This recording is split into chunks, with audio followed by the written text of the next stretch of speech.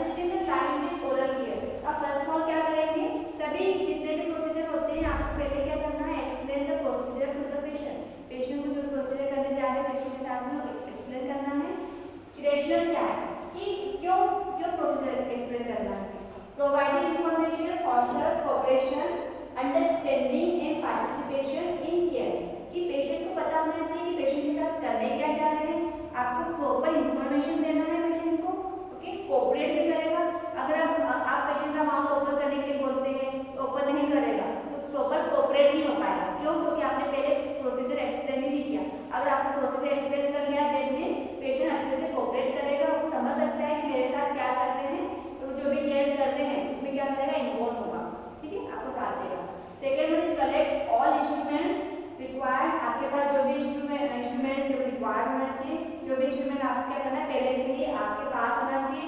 ऐसे नहीं है कि प्रोसीजर के बीच में आप भाग रहे हो, गोस्पिस लेने जा रहे हैं या कुछ और चीज लेने जा रहे हैं, आपके पास सारी चीजें सेटअप पहले से ही अरेंज होना चाहिए टेबल पे। ऑर्गेनाइजेशन रेशनल क्या होगा इसका, organization facilitates accurate skill performance. Skill performance क्यों? क्योंकि आपके पास इंस्ट्रूमेंट होंगे तभी तो आप क्या करोगे, आपका स्किल डेवलप होगा कि हमारे पास सारी चीजें हैं, हमको जल्दी विदिन 10 to 15 मिनट्स आपको ओरल केयर करना है पेशेंट को, ठीक है। And third one is close door and put screen. जब भी आप प्रोसीजर करने जा रहे हैं तो आपके पास क्या होना चाहिए, एक स्क्रीन लगाना चाहिए। पेशेंट का कर्टन मैंने बताया था आपको कि पेशेंट की बेड साइड में कर्टन होना चाहिए या फिर दरवाजा भी आप लगा सकते हैं। अगर पेशेंट सेमी प्राइवेट है, प्राइवेट रूम्स में है तो आप डोर भी बंद कर सकते हो। तो मेंटेन प्राइवेसी, पेशेंट का प्राइवेसी मेंटेन करना बहुत जरूरी होता है। प्राइवेसी का मतलब होता है what is meaning of privacy, patient को क्या कर रहे हैं, पेशेंट को कोई और ना देखे, पेशेंट का जब केयर कर रहे हैं तो उसका एक प्राइवेसी होना चाहिए, कर्टन लगा होना चाहिए ताकि पेशेंट भी क्या करे, ठीक कंफर्टेबल फील करे। Fourth one is perform hand hygiene and wear disposable gloves if possible. मैंने आपको बताया था hand hygiene is very important थी। आप जब भी पेशेंट क्यों करते हैं hand hygiene, because of to prevent the infection, spread होने से बचाना है ना इन्फेक्शन को, okay. Fifth one is if you are use solution such as sodium bicarbonate prepare solution required. अगर आप सोडियम बाइकार्बोनेट सॉल्यूशन यूज कर रहे हैं या फिर क्लोरोसिलिन ग्लूकोनेट जो भी सॉल्यूशन यूज कर रहे हैं उसको क्या करना है, प्रिपेयर करना है, उसको डाइल्यूट फॉर्म में करना, डाइल्यूट भी करना होता है, ओके। अगर आपने थोड़ा सा लिया 10 ml लिया तो आपने इसमें 5 to 3 ml आपने डिस्टिल्ड वाटर या फिर NaS में डाइल्यूट कर सकते हैं। Solution must be prepared each time before use to maximize their efficacy. Sixth one is assist the client comfortable upright position और सिटिंग पोजीशन। जब पेशेंट लेटा हुआ है तो उसको क्या करना है, bed head and side bed elevate करना है, 90 डिग्री कर सकते हो, 45 देखो पेशेंट लेटा हुआ है तो head and side bed elevate करते हैं, ये 90 डिग्री, ये 45 डिग्री, ये 30 डिग्री। जो पेशेंट कंफर्टेबल है 45 में कंफर्टेबल रहेगा, पेशेंट भी कंफर्टेबल रहेगा, आप भी रहेंगे। या फिर स्टेबल पेशेंट है तो आप क्या कर सकते हो, पेशेंट को 90 डिग्री में रख के आप क्या कर सकते हो, उनको ब्रश करने के लिए बोल सकते हो, ओके। या अपराइट पोजीशन का मतलब होता है इतना पेशेंट को क्या करना है, फॉलोअर पोजीशन देना है, पेशेंट को बिठा के रखना है। क्यों?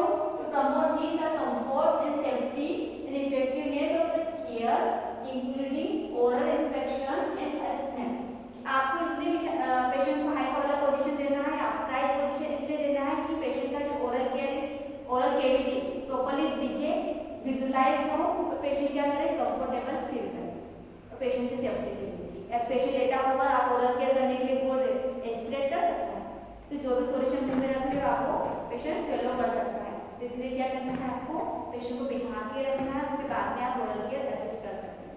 अभी तक क्लियर है आपको, इतनी चीजें क्लियर है, कितने पॉइंट 6 हो गए, okay. Seventh one is oral respect oral care.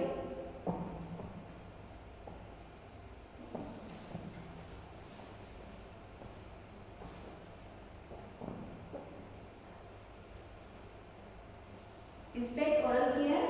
Inspect all the oral cavities such as teeth दिखेंगे आपको, gums होते हैं, gums mucosa जो teeth connected है ना, उसको बोलते हैं gums mucosa and tongue with the aid of gauze padded tongue depressor and torch।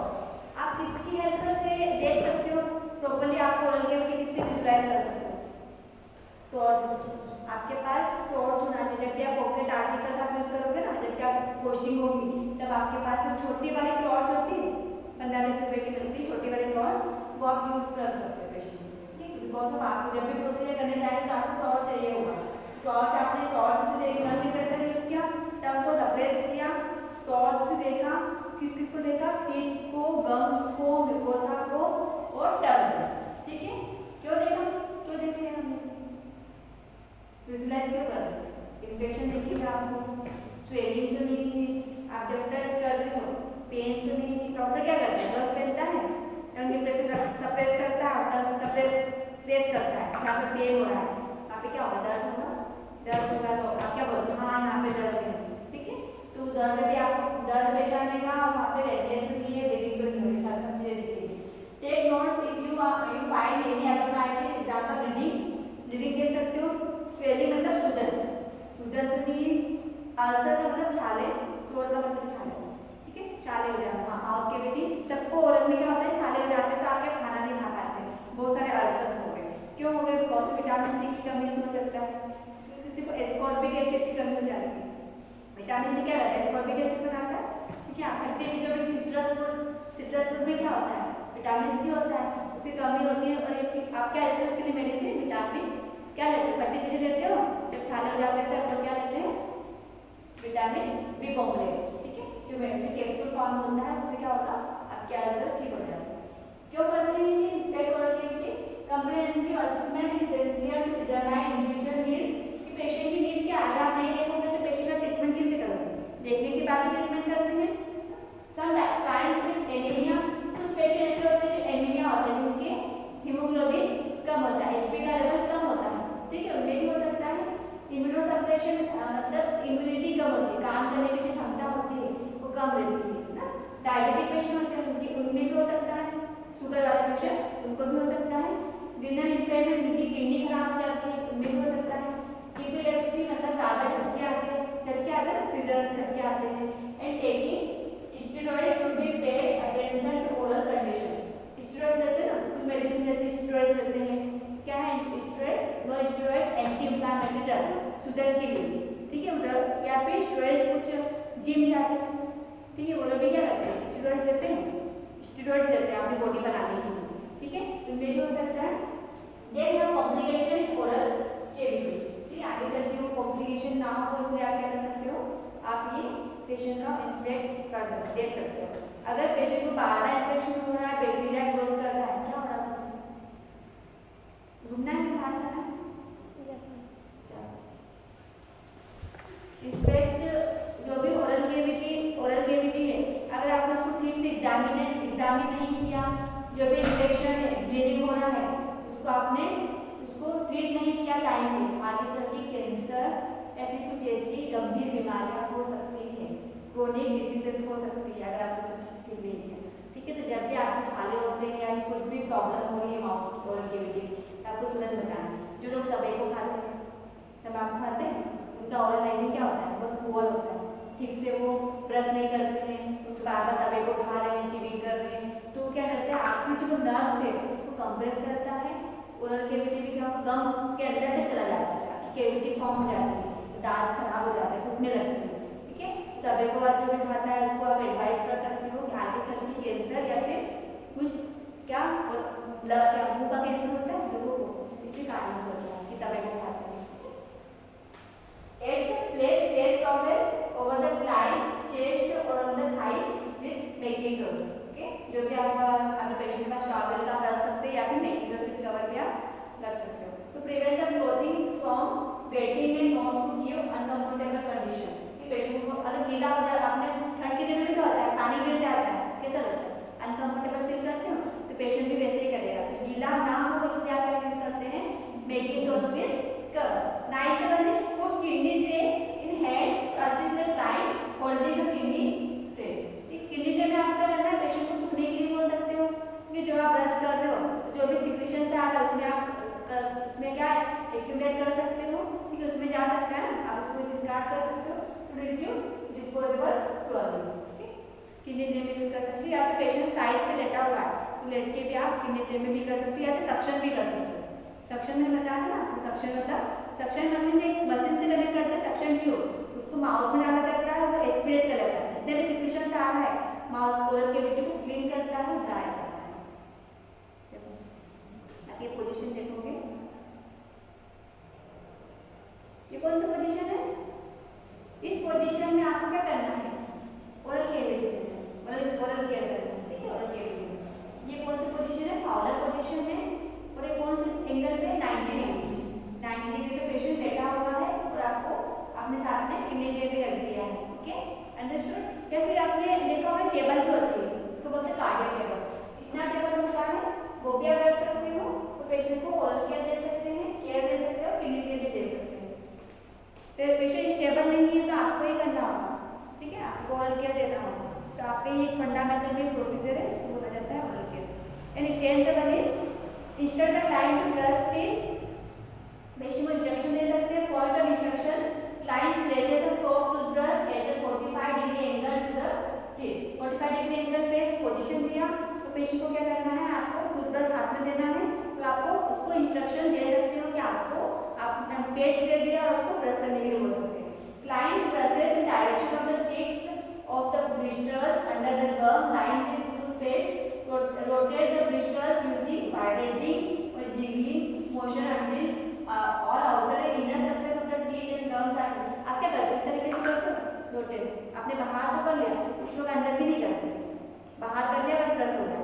अंदर ओरल कैविटी अंदर भी आपको क्लीन करना होता है, बिकॉज ऑफ अंदर सबसे ज्यादा गम्स में इन्फेक्शन हो सकता है, बैक्टीरिया ग्रोथ करते हैं। इसलिए पेशेंट को आपको एडवाइस इंस्ट्रक्शन देना है कि आप जब इनर साइड या आउटर साइड है, outer side clean and then inner side clean, okay.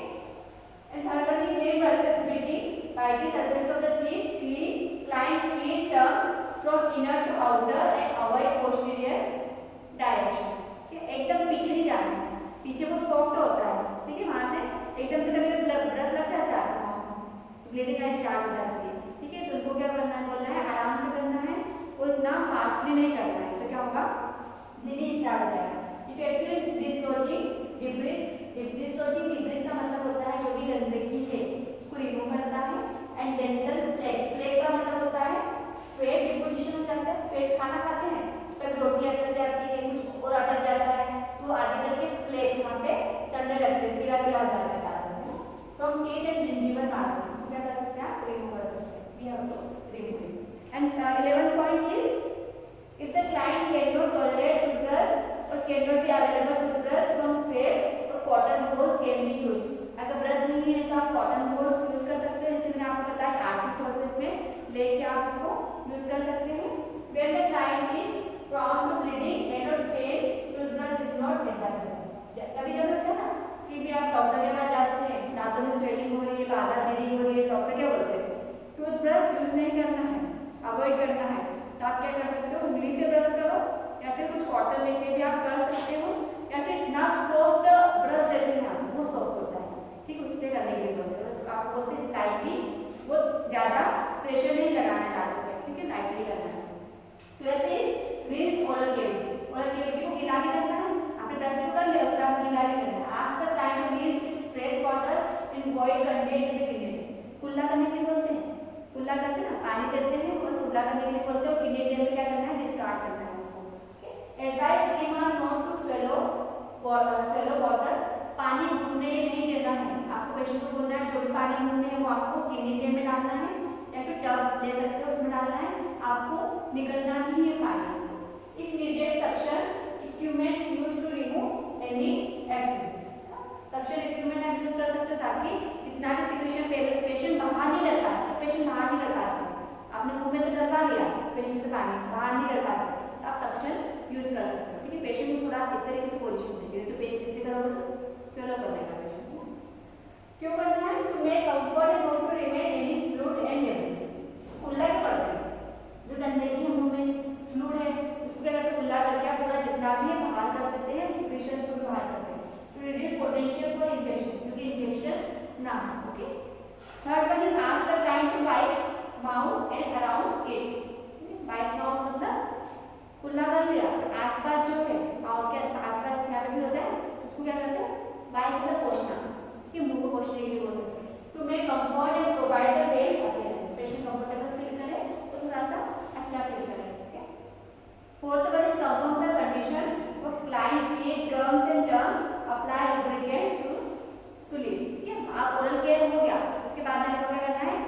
Lips को लुब्रिकेट करना है to prevent the growth of micro organism. Sixth one is replace all instrument to prepare equipment for the next process. जो process हो जाता है उसके बाद में जो भी आपने इंस्ट्रूमेंट लिए, जैसे 2 बाउल लिए थे, एक किडनी ट्रे लिया था, एक क्या लिया था, ट्रे लिया था, ठीक है, एक आर्टिफिशियल फोर्सेप लिया, इसको क्या करना है, रिप्लेस भी करना है। मैकिन्टोश विद कवर भी तो लिया था, उसको भी रिप्लेस करना है। रिप्लेस मतलब वापस जहां पे था उसके वहीं पे जगह रखना है, ठीक है। बाउल और किडनी ट्रे और ट्रे आर्टिफिशियल फोर्सेप को आपको वॉश करके रखना होगा, ओके, वॉश करना होता है। फिर सेवंथ में discard dirt properly and safely to maintain standard precaution। Standard precaution का मतलब होता है इन्फेक्शन से प्रिवेंट करना। इन्फेक्शन से प्रिवेंट करना मतलब अगर आप ट्रे वॉश करके नहीं रखोगे, रिप्लेस नहीं करोगे ठीक से प्रॉपर्ली, आपने कहीं भी पटक के रख दिया, बाकी दूसरा पेशेंट यूज करेगा तो क्या हो सकता है, क्रॉस इन्फेक्शन हो सकता है। स्टैंडर्ड प्रिकॉशन का मतलब ये भी होता है कि गाउन पहनना, ग्लव्स पहनना, गोगल पहनना, मास्क लगाना। जब आप प्रोसीजर करने जा रहे हैं आपको मास्क भी लगाना, इसमें लाएगा पेशेंट का ओरल केविटी का, तो आपको मास्क भी लगाना है, आपको ग्लोविंग करना है प्रॉपर्ली। विदाउट ग्लोविंग आपको कोई भी प्रोसीजर नहीं करना है, ठीक है, वो तो डिस्कार्ड करना होगा, ठीक है। At this remove gloves and wash your hands. बाद में भी आफ्टर द प्रोसीजर भी we have to discard the gloves and after that hand washing, आपको हैंड वॉशिंग करना है, ठीक है, क्लियर।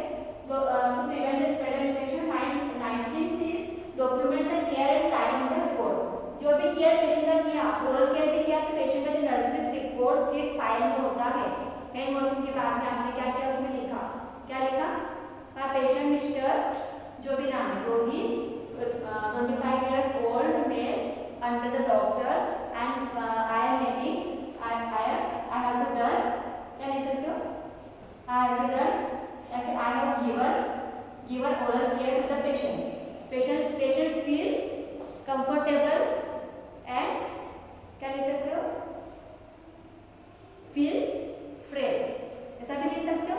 तो आपने क्या किया, ये आपने रिपोर्ट में लिख दिया कि पेशेंट क्या कर रहा है, पेशेंट क्या फील कर रहा है, अच्छा फील कर रहा है और कंफर्टेबल फील कर रहा है, और पेशेंट इज कंफर्टेबल, इतना लिख के आपने नीचे अपना नाम लिखा और साइन कर दिया और आज का डेट डाल दिया, okay.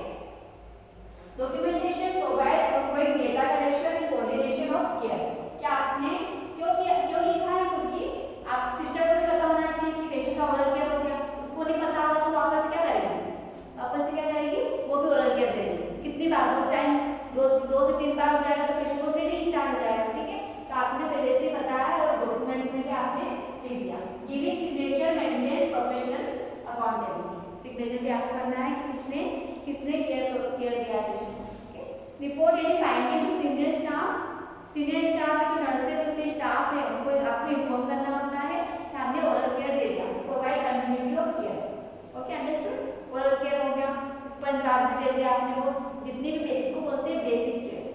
Oral care also known as basic care, कि पेशेंट की आप लोग फर्स्ट ईयर में क्या पढ़ते हैं, बेसिक केयर स्टार्ट करते हैं कि आपने ओरल केयर पेशेंट का किया। घबराना नहीं है और सोचना ऐसा नहीं है कि हमसे ये काम नहीं करना, क्योंकि नर्सेस का काम होता है, ये कोई भी कर सकता है, 4th क्लास वर्कर भी कर सकते हैं, पर इसके साइंटिफिक का मतलब होता है कि साइंटिफिक रिजल्ट क्या, रेशनल क्या है, रेशनल आपको पता है, उनको तो नहीं पता है, आपको नॉलेज है, आपको सबसे आपके अंदर स्किल डेवलप्ड है, आपको नॉलेज है कि किस तरीके से किया जाता है और उसके ये सॉल्यूशन यूज करने के बाद में पेशेंट को क्या फील होगा, क्यों यूज करते हैं। वो तो नॉर्मली ब्रश करके चले जाएंगे 4th क्लास तक, पर आपको क्या है, नॉलेज है, इसलिए आपको ही बोलते हैं कि आप क्या करो, आपको ही प्रोसीजर दिए जाते हैं कि नर्सेस ही क्या करें, ओरल केयर भी दे, जितनी भी पेशेंट की बेसिक केयर है नर्सेस ही करें, ओके, अंडरस्टूड,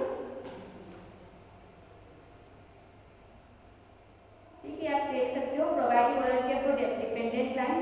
आपका ड्रेस अगर ऐसा होना चाहिए, देखिए ऐसा नहीं, इससे भी अच्छा होना चाहिए। एक ट्रे लिया, उसमें क्या किया आपने न्यूज़पेपर बिछाया, न्यूज़पेपर बिछाने के बाद 2 जग लेना है, 2 जग बड़ा ट्रे लेना है, 2 जग लेना है, इसके अंदर एक गर्म पानी, गुनगुना पानी, इसको बोलते हैं लिक्विड वाटर, एक नॉर्मल वाटर।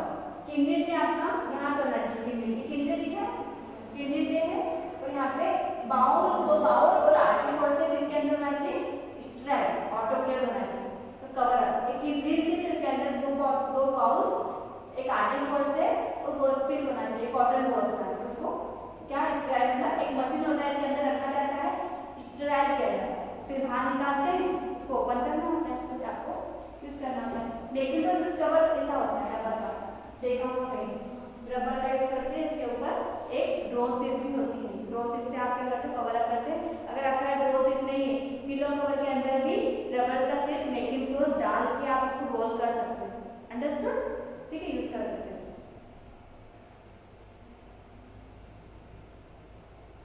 प्रोसीजर से सेम प्रोसीजर से केयर पेशेंट, ठीक है, देखो ये पिक्चर देखो, फर्स्टली आपको कहना placing the kidney on the Macintosh covered face down, Macintosh रख दिया, किडनी रख दिया, जो भी माउथ से आता है, आप ये अनकॉन्शियस और सेमी कॉन्सेंट्रेशन है, तो आपने क्या किया उसका ओरल केयर किया, इस तरीके से लेटरल पोजीशन भी दे सकते हैं, semi conscious unconscious patient lateral ही देना पड़ेगा, आप फाउलर पोजीशन नहीं दे पाएंगे, जो कॉन्शियस पेशेंट है उसका फाउलर पोजीशन दे सकते हैं, अंडरस्टूड, क्लियर है? ये हम कल डिस्कस करेंगे, थोड़ा सा बचा हुआ हमारा क्वेश्चन